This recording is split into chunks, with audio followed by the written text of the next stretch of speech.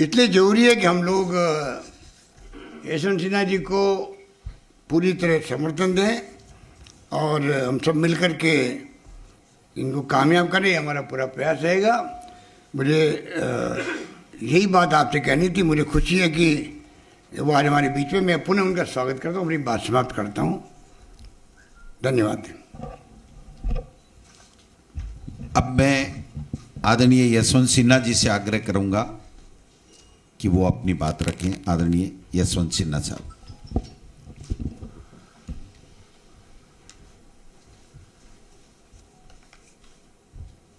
मुख्यमंत्री अशोक गहलोत जी,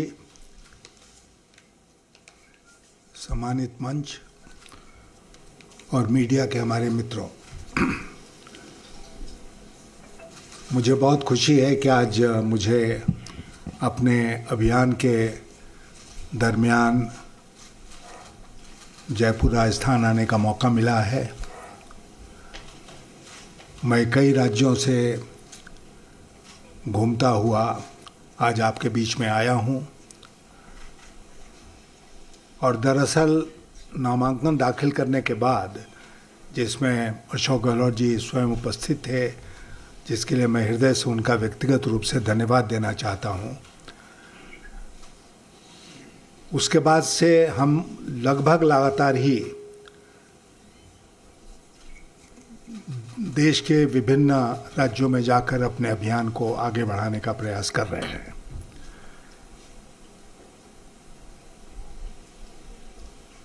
आज यहाँ पर जो आश्वासन आपने दिया है समर्थन का, उसके लिए मैं आपको हृदय से धन्यवाद देता हूँ। मुझे पूरा विश्वास है कि राजस्थान से हम भारी बहुमत से आगे रहेंगे।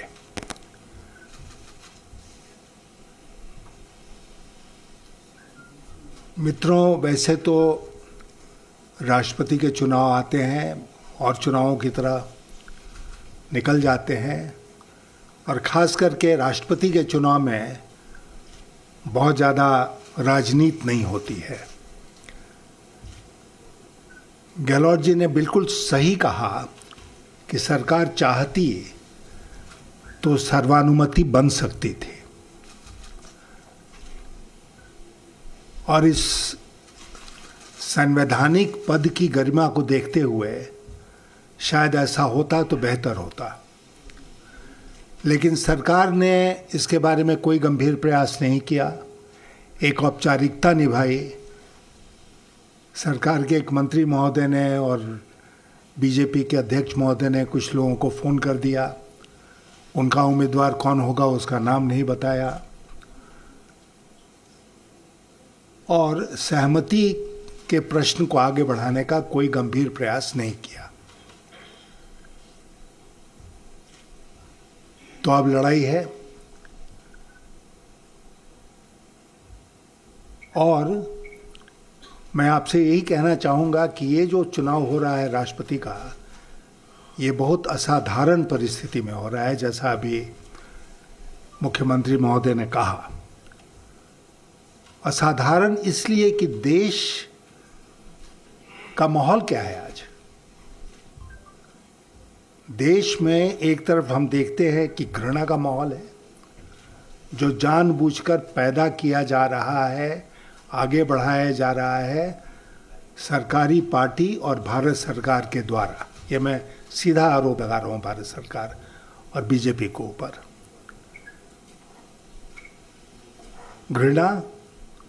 घृणा से पैदा हुआ डर, और डर से पैदा हुआ हिंसा। इसलिए समाज में आज हम देख रहे हैं एक हिंसक वातावरण का निर्माण हो गया है। समाज आज जितना बट गया है, उतना शायद देश का जब बंटवारा हुआ था 1947 में, तब भी शायद उतना नहीं बटा था जितना आज बट गया है, और भी सांप्रदायिक दृष्टिकोण से।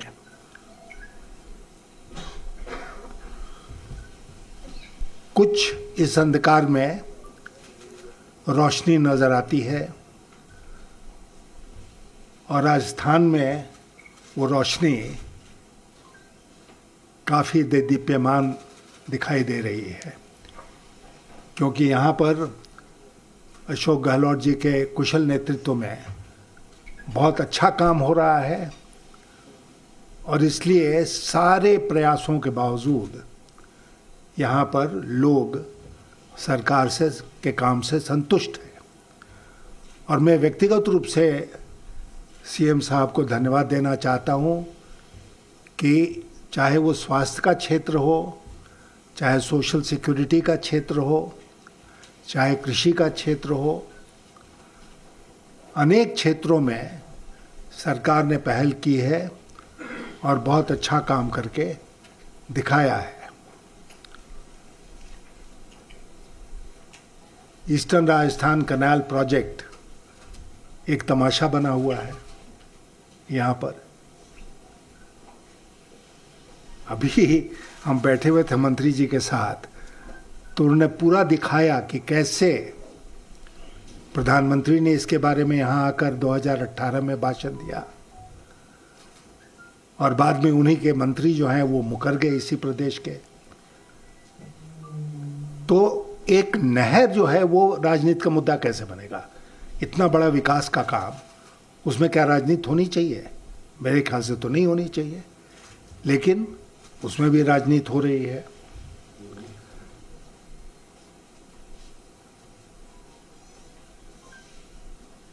अब एक जिसकी ओर इशारा किया मुख्यमंत्री जी ने,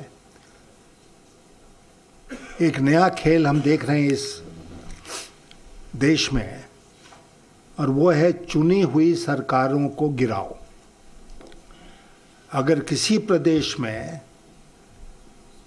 उनकी पार्टी की चुनी हुई सरकार नहीं बनी तो येन केन प्रकारेण उस सरकार को टिकने नहीं देना है, उसको गिराना है।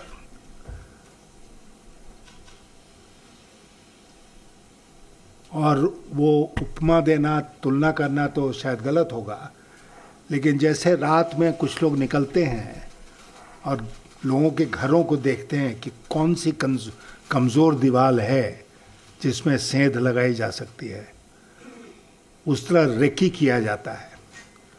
कौन कमज़ोर कड़ी है, कितनी कीमत पर ये कमज़ोर कड़ी हमारे हाथ में आ सकती है, और उसके बाद एक एक करके प्रदेशों में सरकारों को गिराने का। अभी बताया सीएम साहब ने कहाँ कहाँ हम लोगों ने ये खेल देखा। अभी महाराष्ट्र में देखा इसको, और गोवा में तोड़ रहे हैं वो कांग्रेस पार्टी को।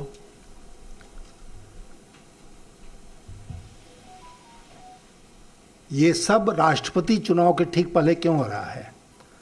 कहने को तो सत्ता पक्ष बहुत विश्वास में है कि हम जीत गए राष्ट्रपति चुनाव, यशवंत सिन्हा बेकार खड़े हैं, हारे हुए उम्मीदवार हैं, तो फिर ये खेल राष्ट्रपति चुनाव के पहले क्यों हो रहा है?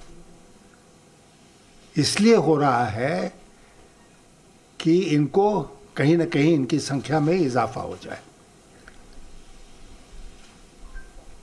और ये मुझे लगता है कि हम सबका, मैं भी बहुत लंबे अरसे से प्रशासन और राजनीति में रहा हूँ, ऐसा माहौल मैंने कभी देश में नहीं देखा है कि एकमात्र उद्देश्य है कि केवल हम राज करेंगे और हम किसी दूसरे को सत्ता में बर्दाश्त नहीं करेंगे। यहाँ जो खेल हुआ, मैं बधाई देना चाहता हूँ अशोक गहलोत जी को कि उन्होंने उसका मुकाबला किया और उनको परास्त किया, लेकिन सतत सावधानी की आवश्यकता है, क्योंकि कभी भी वो आक्रमण कर सकते हैं।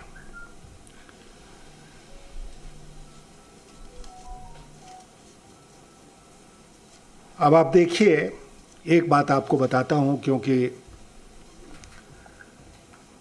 अक्सर राजनीति की बात ही होती है जहां मैं भी जा रहा हूं, और आर्थिक स्थिति की बात नहीं होती है। आज मैं विशेष रूप से डॉलर की तुलना में रुपया जो गिर रहा है उसका जिक्र आपसे करना चाहता हूं। 79.44 ना सुधीन जी, आज जब मार्केट बंद हुआ तो रुपए की कीमत डॉलर की तुलना में 79 रुपीज 44 पैसे थी। तो तेजी से रुपया जो है हाल के दिनों में गिरता हुआ 80 की तरफ बढ़ रहा है, 80 रुपया टू ए डॉलर। मैंने जब मैं भारतीय जनता पार्टी में भी था तो रुपए के मूल्य के ऊपर मैंने कभी कोई टिप्पणी नहीं की, क्योंकि कुछ जानकारी मुझे होती थी।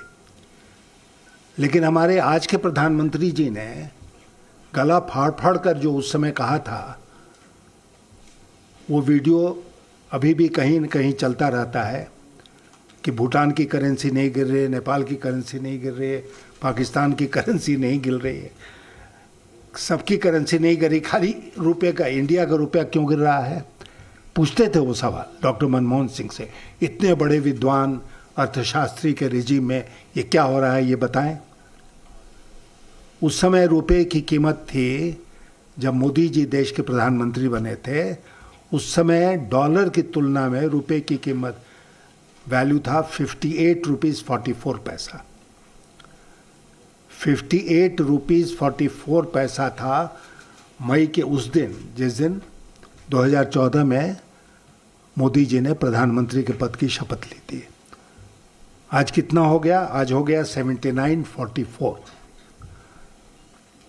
44 उस समय भी था, 44 अभी भी है।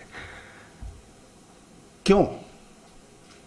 सरकार का कोई मंत्री क्या ये बताने का कष्ट करेंगे देश की जनता को कि रुपया, आज देश का रुपया क्यों गिर रहा है? मित्रों, देश का रुपया इसलिए गिर रहा है क्योंकि यहाँ जो इन्वेस्टमेंट था स्टॉक मार्केट में, वो आप जानते हैं फॉरेन इंस्टीट्यूशनल इन्वेस्टर्स जिसको कहते हैं ना, FIIs, उन्होंने बहुत सारा पैसा अपना हमारे स्टॉक मार्केट में लगाया हुआ है। और अब अंतर्राष्ट्रीय परिस्थितियां बदल रही हैं, तो इसलिए यहाँ से वो रुपया निकाल कर डिसइन्वेस्ट करके उसको वापस अपने मुल्क में ले जाना चाहते हैं। तो वो स्टॉक मार्केट में बेचते हैं, फिर उनके हाथ में जो रुपया आता है उसको लेकर जाते हैं एक्सचेंज मार्केट में, रुपया डॉलर का जो मार्केट है, और उसमें जाकर वो उस रुपये से डॉलर खरीदते हैं। तो जाहिर है कि इस परिस्थिति में डॉलर का डिमांड बढ़ेगा, और डॉलर का डिमांड बढ़ेगा तो रुपये का अवमूल्यन होगा। इसके अलावा एक दूसरा जो कारण है वो है कि हमारा जो टोटल एक्सटर्नल डेट है, ये बड़ी महत्वपूर्ण बात है। टोटल एक्सटर्नल डेट डॉलर्स में है 621 बिलियन, 681 बिलियन डॉलर्स है टोटल फॉरेन डेट, और उसमें से 267 बिलियन डॉलर्स हमको देना है अगले 9 महीने में। इसका ये जो टोटल है उसका 43% लौटाना है हमको अगले 9 महीने के भीतर। तो इतना 44% चला जाएगा, इजाफा हो नहीं रहा है। हमारा जो फॉरेन एक्सचेंज रिजर्व था वो कुछ दिन पहले तक 641 बिलियन डॉलर था, 641 बिलियन डॉलर, और वो घटते अब 600 से नीचे आ गया है, कुछ 588 बिलियन डॉलर के आसपास है। इतना फॉरेन करेंसी हमारा रिजर्व निकल गया, और तेजी से निकल भी रहा है। और फॉरेन एक्सचेंज रिजर्व कब संकट में आ जाएगा ये कहना बड़ा मुश्किल है। तो इसीलिए वो एक दूसरी बात है। हमारा ट्रेड डेफिसिट जो है उसमें आपने देखा होगा कि पिछले महीने का जो फिगर आया कि बहुत बड़ा ट्रेड डेफिसिट, इतना अनपैरेलल ट्रेड डेफिसिट हो गया, एक्सपोर्ट कम इंपोर्ट ज़्यादा। तो इन सब से रुपये की कीमत के ऊपर प्रेशर पड़ रहा है, और रुपया जो है वो डॉलर के मुकाबले नीचे जा रहा है और करेंसीज के मुकाबले नीचे जा रहा है। तो ये जो स्थिति है ये केवल इस सरकार के पॉलिसीज के कारण हुआ है। आप जब अर्थनीति बनाते हैं, इकोनॉमिक पॉलिसीज, तो रियल वर्ल्ड जो है, सचमुच की दुनिया, उसके लिए बनाते हैं, उसमें बनाते हैं। और ये आपका कर्तव्य बनता है कि आप एंटिसिपेट करें कि दुनिया में क्या होने वाला है, उसका हम कैसे मुकाबला करेंगे। आप वहाँ सिर्फ कुर्सी पर आराम से बैठे रहिए और अचानक कोई आपत्ति आ जाए तो आप कहे करें ये तो क्या हो गया, हम क्या कर सकते हैं। तो आर्थिक दृष्टिकोण से एक और बात कह के मैं अपनी इस विषय पर अपनी बात समाप्त करूंगा, और वो ये है कि 6 साल पहले इस देश में नोटबंदी हुआ, आप सबको याद होगा, और प्रधानमंत्री जी ने कहा था कि 90 दिन का वक्त हमें दीजिए, फिर आप जिस चौक चौराहे पर खड़े कहेंगे मैं आ जाऊंगा, जो आप सजा देंगे मैं भुगत लूंगा, ऐसा कहा था उन्होंने। 90 दिन आए और गए। नोटबंदी का असर जो हुआ वो ये हुआ कि नोटबंदी के बाद आप देखेंगे कि आर्थिक विकास जो सालाना है उसके जो आंकड़े हैं, नोटबंदी के साल में 8% प्लस था सालाना विकास दर। वो नोटबंदी के चलते गिरते गिरते गिरते गिरते कोविड के पहले जो वर्ष था उसमें 4% पर आ गया। ये अक्सर इन आंकड़ों को हम भूल जाते हैं। क्यों आ गया? नोटबंदी के चलते जो क्षति हुई अर्थव्यवस्था में। अब फिर उसमें जीएसटी वगैरह जैसे इन लोगों ने लगाए वो दूसरी बात है, लेकिन 4% पर आ गया। और फिर कोविड के साल में हम जानते हैं कि वो तो -8, 9, 10% चला गया था। सीधा इसका असर नोटबंदी का अर्थव्यवस्था की विकास दर पर पड़ा। और उससे भी जो आश्चर्य की बात है और ताज्जुब और अफसोस की बात है वो ये है कि नोटबंदी में सारा पैसा जो सर्कुलेशन में था वो वापस आ गया। आपको याद होगा उस ज़माने रिजर्व बैंक ऑफ इंडिया कहता था 99.98, 99.99, और उसके बाद उन्होंने बंद कर दिया कहना कि कितना पैसा वापस आया। हो सकता है बहुत सारा जो काउंटरफिट करेंसी था वो भी वापस आ गया हो, लेकिन 100% करेंसी तो वापस आ गई थी। वो कहाँ आई? बैंकिंग सिस्टम में आई। यहाँ जयपुर के अपने मीडिया के मित्रों से मैं पूछना चाहता हूँ कि कोई बड़ा केस आप जानते हैं जिसमें हजारों करोड़ रुपए का काला धन पकड़ा गया हो नोटबंदी के चलते? मेरे ध्यान में तो नहीं है। तो क्या हुआ? सारा काला धन जो देश का था वो सफ़ेद हो गया, क्योंकि वो आ गया बैंकिंग सिस्टम में। इतना बड़ा स्कैम इस देश में हुआ और प्रधानमंत्री जी उसका भी क्रेडिट लेते हैं कि भाई देखो हमने कितना बढ़िया काम किया, नोटबंदी कर दिया। अर्थव्यवस्था के विकास दर के ऊपर उसका जो असर पड़ा। लेकिन अर्थव्यवस्था को संभाला जा सकता है, गिरते रुपए को संभाला जा सकता है।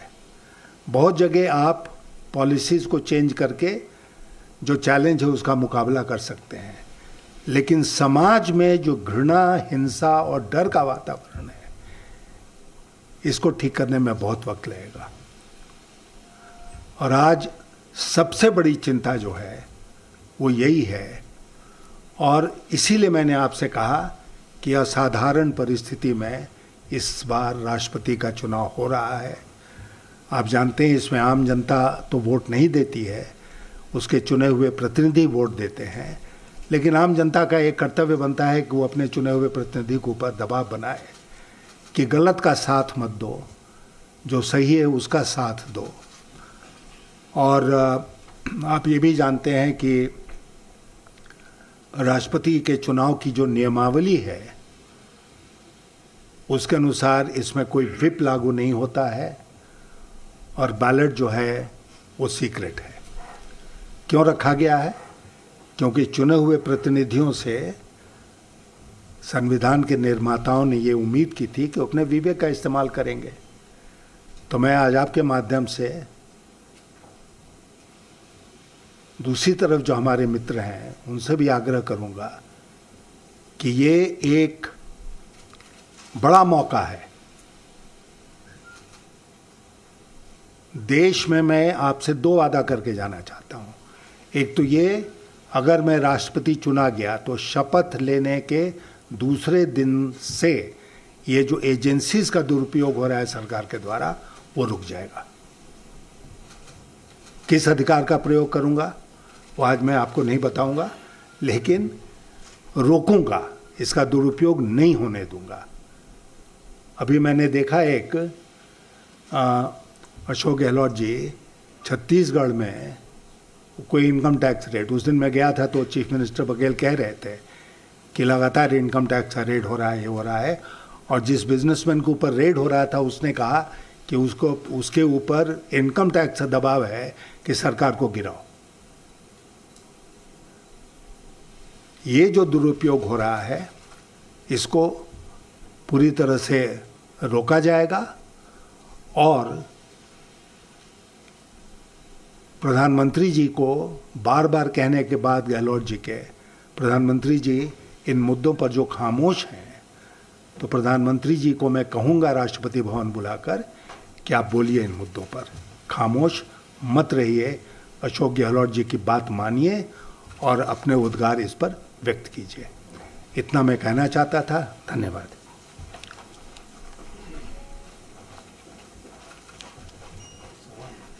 कोई है अगर है कोई तो? सवाल हो, कोई प्रश्न हो आपके परिचय के साथ में? हाँ नरेश जी। नरेश शर्मा हूँ, फर्स्ट इंडिया न्यूज से। राजस्थान में अभी कुछ चुनाव हुए राज्यसभा में भी, जिसमें इतिहास रहा है कि